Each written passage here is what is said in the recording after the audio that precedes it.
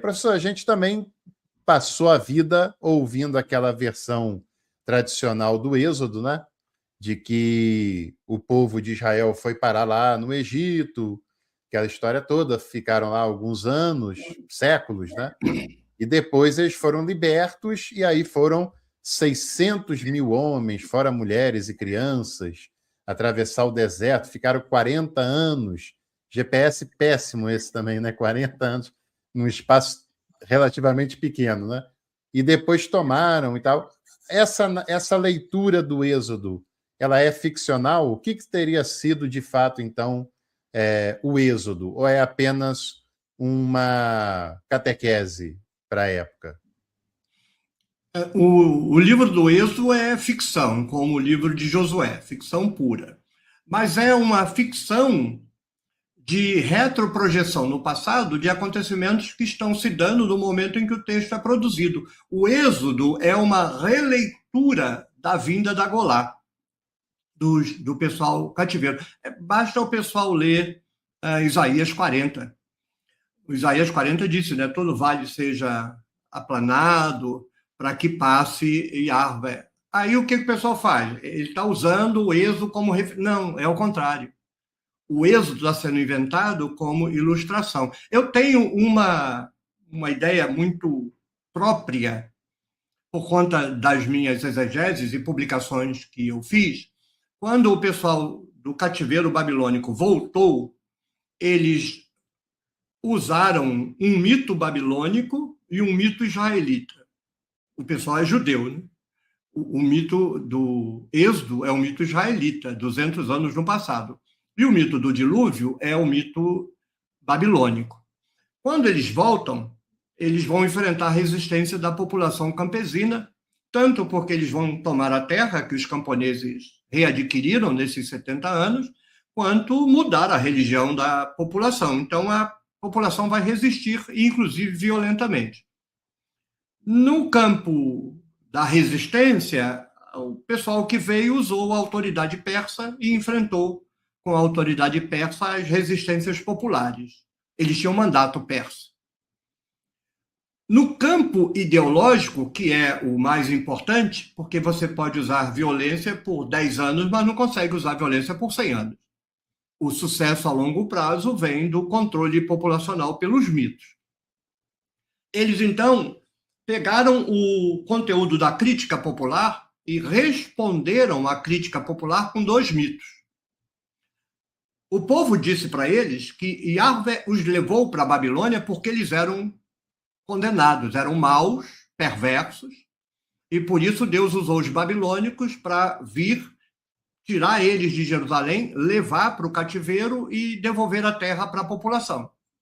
Não tem como eles negarem isso. Eles saíram de Jerusalém. Eles foram embora para a Babilônia arrastados. Só que eles foram geniais, porque eles pensaram como um oriental. Tipo aquela passagem de Jesus, né? Eu não posso pegar o pão do filho e dar para o cachorro. Aí a mulher falou, mas o cachorro come da migalha. Não é uma genialidade do narrador, é a genialidade do oriental. O oriental faz assim, por isso que ele te vende até gelo se você estiver na Groenlândia. É difícil dizer não para um vendedor oriental. O oriental que eu digo ali, o que o pessoal chama de... Não é o libanês, não. Eu acho que é o turco. Porque como era do Império Turco, chama tudo de turco, né? Era o libanês, todo mundo era turco, por conta do Império. O passaporte deles era do Império Turco, é por isso que a gente chamava eles de turco. E eles ficam bravos quando chamam de turco, né? Sim. Mas não é maldade, é porque o passaporte deles vinha com o passaporte do Império Turco. Quer dizer, não era culpa nossa. É como chamar o Muhammad de Maomé, o cara ficar com raiva da gente. Eu acho tonteria do muçulmano ficar com raiva. A gente aprendeu Maomé, pô. Aí depois de que dá para chamar de Mohammed, tudo bem, conversando com você eu chamo de Mohammed, mas não me fica com raiva se eu falar Maomé, pô. Aqui no Brasil é Maomé. Então tem que compreender os dois lados, né? Aí o que acontece?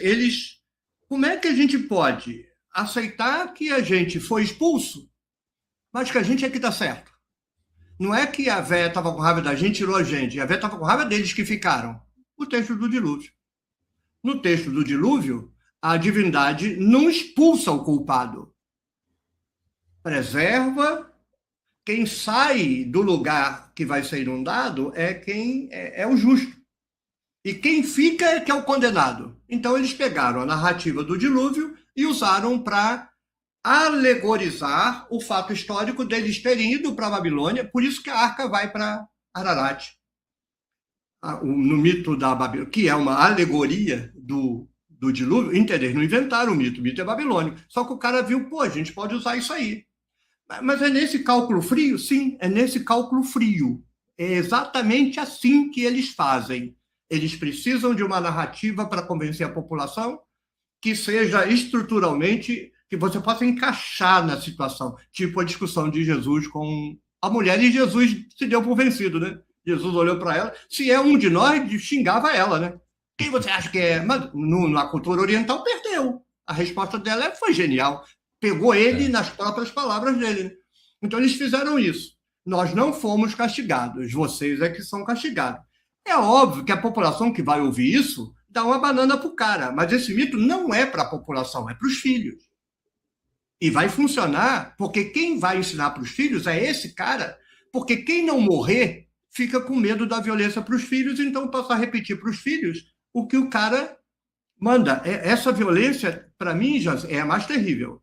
Você oprime uma população, mata meia dúzia. Aí o cara fala assim, se eu enfrentar esses caras, ele mata.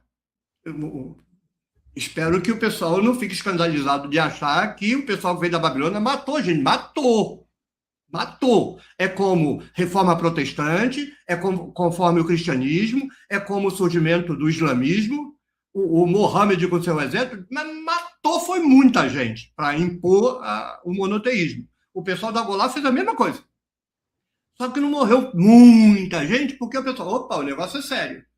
Aí qual é a perversão? Você reproduz para os seus filhos a educação que o seu algoz está mandando, porque você não quer que o seu filho sofra. Então, em 3 gerações, a catequese está pronta. Yeah. Aí o cara falou assim, não, tudo bem, ele levou vocês, então vocês fiquem para lá. Ele não levou? A gente não é culpado? Então a gente fica aqui e leva vocês para lá. Aí ele fala, não, porque é o êxodo. Nós estamos sendo trazidos de Yahvé de volta para fazer festa para ele na terra. Então eles usaram o mito do dilúvio para ler o seu desterro e usaram o mito do êxodo para ler o seu retorno e impor sobre o contingente populacional o peso dos mitos. Vou repetir, não para a população que os enfrentava.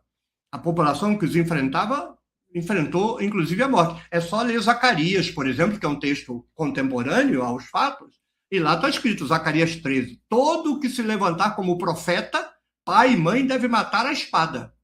Os pastores ensinam que é falso profeta. Não, é porque os profetas, as profetisas, os sacerdotes dos altos, que vão virar os levitas, se insurgiram contra o templo de Jerusalém. Morreram tudo. As profetisas, né, nesse contexto que eles demonizam a menstruação para impedir que as mulheres sejam profetisas e sacerdotisas, e aí começa o processo de manipulação total. Porque no período pré-exílico, os reis não controlavam a religião da população. Os reis não queriam nem saber. Jerusalém controlava a ferro e fogo a arrecadação tributária, mas não se metia em cultura, não se metia em religião, nada. Quem inaugura esse controle avassalador da consciência religiosa da população é o Templo de Jerusalém no período pós-exílio. Aí ele usou o mito do dilúvio. O mito do dilúvio, sim, mas especificamente o do êxodo. Então, nós estamos vindo para fazer festa aqui em Jerusalém para Deus e vamos construir uma casa para ele. E a população agora, a partir de agora, é obrigada a se submeter a esse conjunto de teologia. É texto político. E aí, gostou do corte que você acabou de assistir? Então não se esqueça de deixar a sua curtida, de se inscrever no canal e aproveite também para visitar a descrição desse vídeo, porque lá tem um material muito rico que certamente vai te interessar.